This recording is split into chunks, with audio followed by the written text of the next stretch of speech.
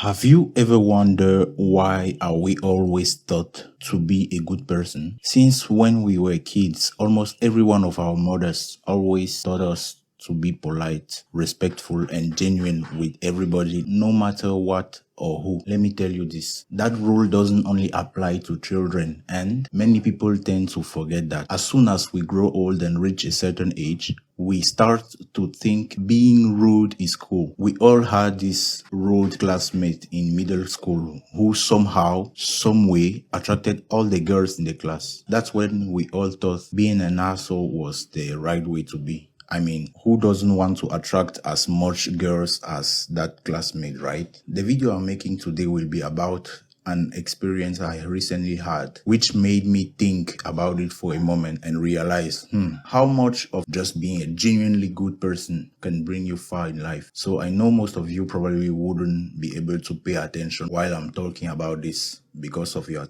TikTok brain. I will put a random gameplay I did on screen, which, by the way, I was planning on making a video, but my external drive where I transferred my voiceover just randomly broke for absolutely no reason. But anyway, I'll try to find that piece and change it. It's not the subject of this video. So, for a context about what happened, I was making an application for being able to study abroad. Yes, because I want to continue studying in a more developed country where I could learn more about civil engineering, which I'm currently studying. To make those applications, if you didn't know, most of the time, you need to collect all of your papers. Basically, since your high school diploma for the USA or your A level, you need to collect every academic transcript since that until the class you are in at the time.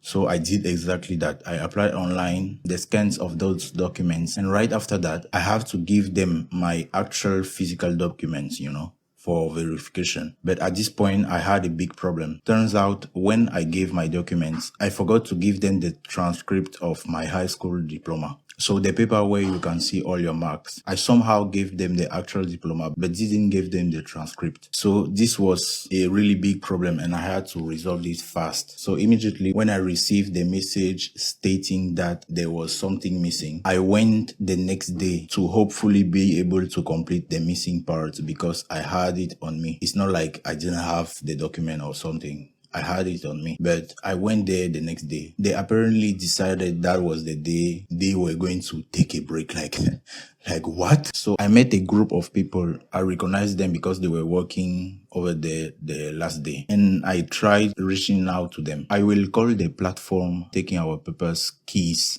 And the actual platform where I'm applying to go study abroad, I will call that Door. So I said to those people who were working there, hey, excuse me, please, are you from Keys? And again, I'm saying I completely recognize those women. I saw them the last day. They were working at Keys. I know that. So one of the girls replied while looking me dead in the eyes with a straight face, no, we do not work there. Obviously lying to my face. I respectfully said, hey, madam, excuse me, I really don't mean to bother you. I just want to ask you a simple question and you will just reply with yes or no, I promise. At this point, I at least wanted to know how I should proceed to be able to give the missing document. But that woman just turned her back to me and said, if you want any type of information, come back when Keys will be open. Oh, now you admit you are from Keys, right? Stupid bitch. Okay, she doesn't want to work extra time. I completely understand that. But not even bothering listening to me is insane. I've been the most respectful possible, so she cannot say I didn't act correctly. So I went back home that day, came back the next day, and met the exact same woman at Keys. And I don't even know if she recognized me. She was so professional.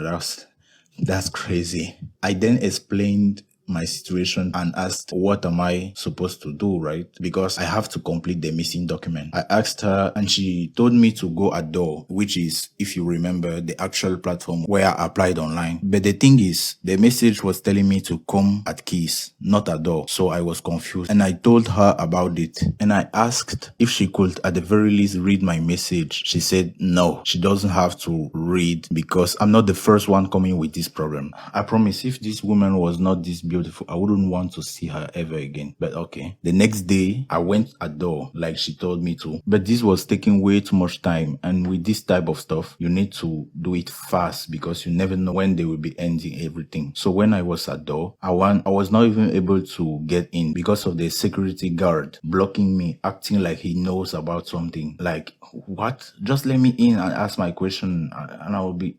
What is wrong with you? I tried to explain everything to the guy, but no, he just stand there, say you are not getting in. I give up and went at home, explained everything to my dad the same night. And he told me to go at, let's say, Window. Window is like the boss of this platform.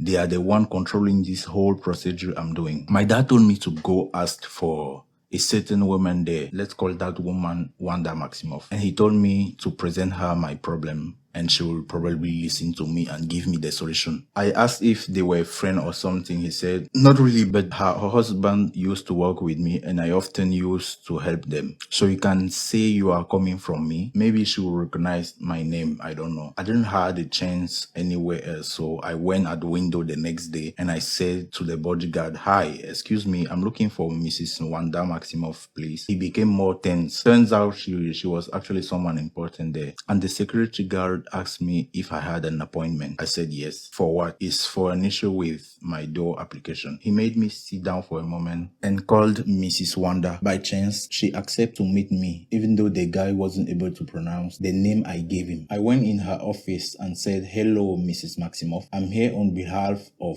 Johnson Clark, which is, in this case, my dad. Wow, I wonder where I'm taking all these names. She just said, oh, Johnson Clark? See here. And then she proceeded to help me, gave me all the information I was trying to have, and even explained that I had stuff I need to complete on my application before being able to move forward. And now I'm doing exactly that. I'm doing everything she told me, and I hope I will be able to make it happen. Now, after this, what I asked myself was, what if my father was an asshole and didn't gave these favors to this couple? Where will I be right now? And where will be all my documents? Because they took my actual documents, not copies. I was in a tough position, and just like that, I am a little bit more relief, just because my dad treated these people right. Since I was young, I always saw my parents treating people really well. My mom literally spent more than 2 months' salary to take care of one of her cousins who had an accident. A cousin, mind you, not even her brother. A cousin of hers who never called, who never checked on her, nothing. They taught me this since I was a little kid. And if I want you to keep something from this video, you should never stop doing or being good to people as long as they are not harming you or your close ones. Be genuine and keep doing good things because you will never regret it.